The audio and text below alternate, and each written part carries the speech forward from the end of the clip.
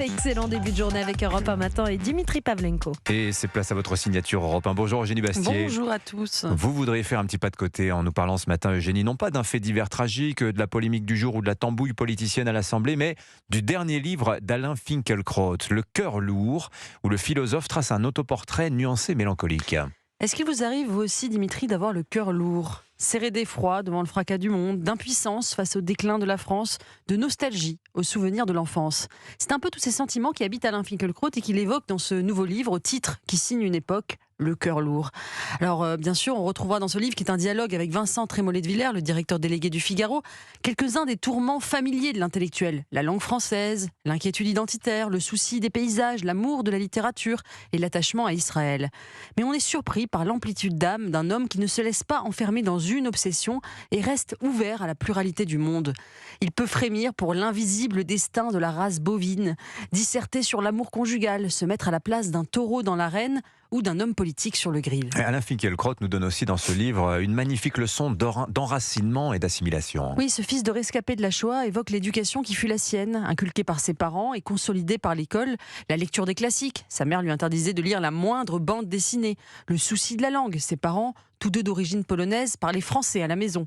La reconnaissance envers la France, jusqu'au magnifique sandwich au jambon qu'il attendait à la sortie de l'école. Je me suis senti devenir français, dit-il, quand j'ai vu la France, au moment même où elle changeait de visage, se dépouiller rageusement d'elle-même.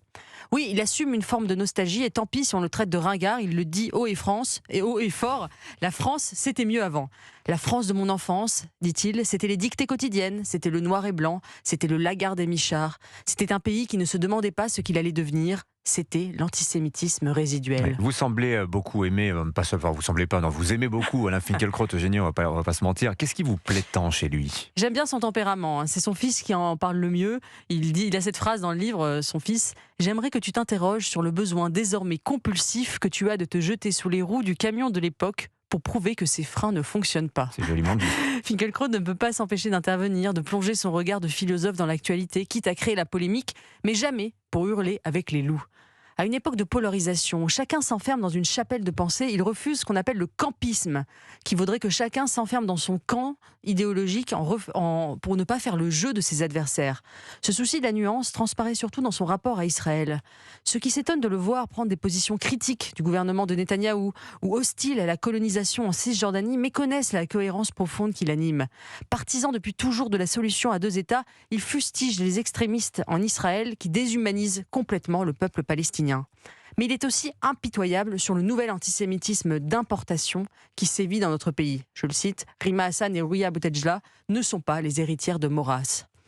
À rebours de ceux qui ont l'indignation facile et le sommeil lourd, qui exhibent leurs vertus et confondent le courage avec la radicalité, Finkielkraut se fait avec élégance l'orfèvre d'un art oublié, celui du scrupule et de la nuance, l'esprit de finesse dans une époque épaisse. Voilà, Le cœur lourd, le nouveau livre d'Alain Finkielkraut, dialogue avec Vincent Trémollet de Villers. Ça marche très très bien d'ailleurs, ce format de dialogue. Ça rappelle ce que faisait un peu Marcel Gauchet d'ailleurs. Oui. Passionnant essai. Merci beaucoup de nous en avoir parlé ce matin, Eugénie Bastier, signature Europe 1. Dans un instant, la revue de presse d'Olivier Delagarde et Pascal Praud. À tout de suite. 7h, 9h.